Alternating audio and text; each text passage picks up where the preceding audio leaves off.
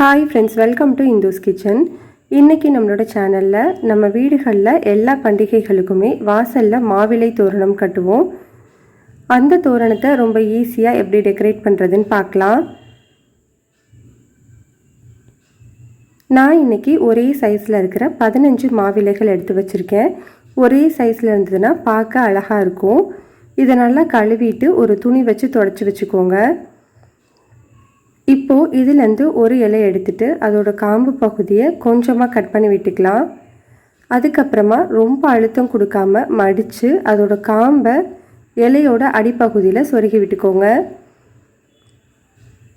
இதே மாதிரி நம்ம எல்லா இலைகளையுமே ரெடி பண்ணிக்கலாம். உங்களோட வாசலோட அளவுக்கு ஏற்ற மாதிரி மாவிலைகளோட அளவையும் எடுத்துக்கோங்க.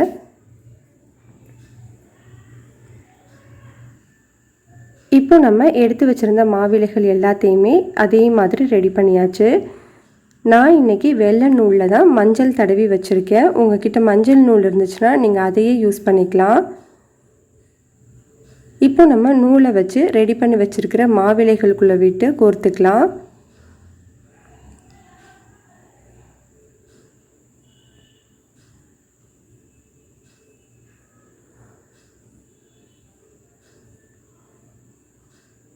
இப்போ நம்ம எல்லா இலைகளையுமே கோர்த்ததுக்கு அப்புறமா 2 சைடுமே கொஞ்சம் நூல் எக்ஸ்ட்ரா விட்டுக்கோங்க. அப்போ தான் நம்மளுக்கு வாசலில் கட்டுறதுக்கு ஈஸியாக இருக்கும்.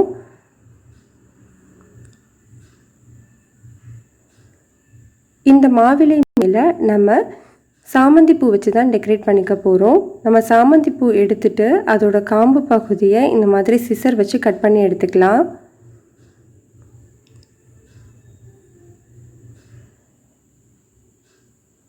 இந்த மாதிரி எடுத்துக்கோங்க. நீங்கள் எத்தனை மாவிலைகள் எடுத்துருக்கீங்களோ அத்தனை சாமந்திப்பூ எடுத்துக்கோங்க.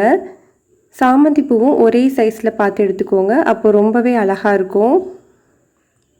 இப்போ நம்ம இந்த இலை மேலே இந்த டபுள் டேப் வச்சு பூவை ஒட்டி விட்டுக்கலாம். டபுள் டேப்புங்கிறது 2 சைடுமே நம்மளுக்கு கம் இருக்கும், ஒட்டுறதுக்கு ஈஸியாக இருக்கும். இதுலேருந்து ஒரு சின்ன பீஸை கட் பண்ணிவிட்டு இலை மேலே ஒட்டி விட்டுக்கலாம்.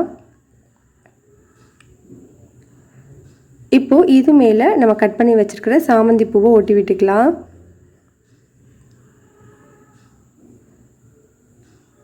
இதே மாதிரி நம்ம எல்லா மாவிலைகள் மேலேயுமே சாமந்தி பூவை ஒட்டி விட்டுக்கலாம்.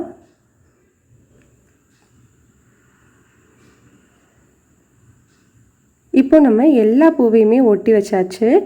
இது மேலே நம்ம மாவிலை மேலேயும் பூ மேலேயும் மஞ்சள் குங்குமம் வச்சுக்க போகிறோம். இலையோட நடுப்பகுதியில் மஞ்சள் வச்சு விட்டுக்கோங்க.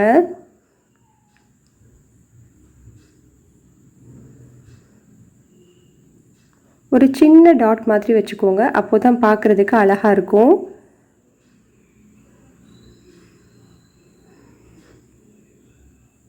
இப்போ இந்த மஞ்சள் மேலே குங்குமம் வச்சு விட்டுறலாம்.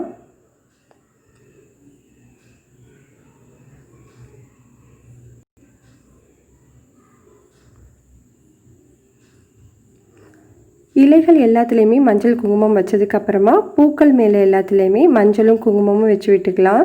முதல்ல மஞ்சள் தடவி விட்டுக்கோங்க. அதுக்கப்புறமா அது மேலே குங்குமம் வச்சுக்கலாம்.